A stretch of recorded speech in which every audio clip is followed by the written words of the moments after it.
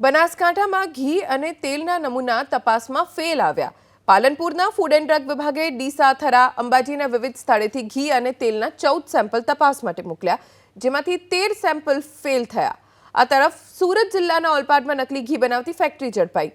બાતમીના આધારે ઓલપાડ તાલુકાના માસ ગામમાં સ્ટેટ મોનિટરિંગ સેલે દરોડો પાડ્યો। ફેક્ટરીમાંથી ઘી બનાવવા માટેનું મટીરીયલ, પેકિંગ મશીનરી મળી આવી। મોટી માત્રામાં ઘીનો જથ્થો સીલ કરી તપાસ માટે લેબમાં મોકલી અપાયો।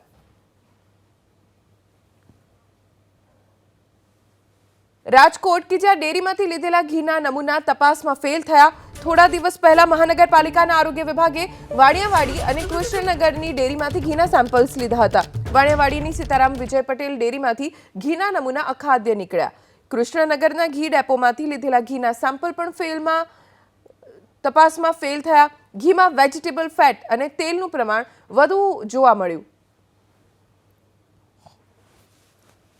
ગાયનું શુદ્ધ ઘીનું જે સેમ્પલ લેવામાં આવ્યું હતું તેનું ગઈકાલે જે રિઝલ્ટ આવ્યું છે તો જે છે તેની અંદર જે છે આપણને જે છે યલો કલર્ડ સોલ્યુબલ ડાયની હાજરી જોવા મળી છે। એટલે કે ગાયનું જે ઘી છે તમે પ્રાથમિક દ્રષ્ટિએ જોવો તો એક પીળા કલરનું ઘી જેવું દેખાય, તો એ પીળા કલરનું ઘી દેખાવા માટે તેમના દ્વારા જે છે યલો કલર સોલ્યુબલ ડાય તેમાં ઉમેરવામાં આવી હતી અને ત્યારબાદ તે જે છે જે અનસેફ આવ્યું અને પ્લસ સબસ્ટાન્ડર્ડ પણ આવ્યું। એટલે કે તેની અંદર ફોરેન ફેટ, વેજીટેબલ ફેટ તેની પણ હાજરી જોવા મળી છે। એટલે આ જે છે નમૂનો અનસેફ પ્લસ સબસ્ટાન્ડર્ડ બંને જાહેર થયો છે, જે ખરેખર ગાયનું શુદ્ધ ઘી કહી જ ન શકાય તે રીતે।